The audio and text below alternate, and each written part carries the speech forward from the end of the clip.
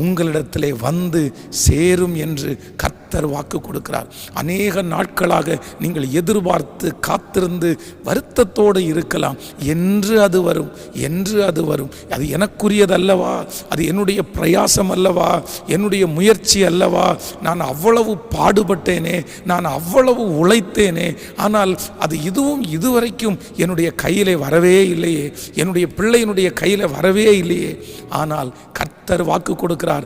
அந்த மொர்தெகாய்க்கு அநேக நாட்கள் தாண்டி ராஜாவினுடைய தூக்கத்தை கர்த்தர் எடுத்து போட்டு, என் பிள்ளைக்குரியது இன்னும் கொடுக்கப்படாமல் இருக்கிறது, என் பிள்ளைக்குரியது இங்கே இருக்கிறது, அதை கொடு என்று கர்த்தர் எச்சரித்தது போல இன்றைக்கு நான் நம்புகிறேன், உங்களுடைய ஆசீர்வாதத்தை யாரெல்லாம் பிடுங்கி வைத்திருக்கிறார்களோ, யாரெல்லாம் தங்களுடைய கையிலே வைத்திருக்கிறார்களோ, அதை கர்த்தர் உங்களுக்கு தருவேன் என்று கர்த்தர் வாக்கு கொடுக்கிறார்.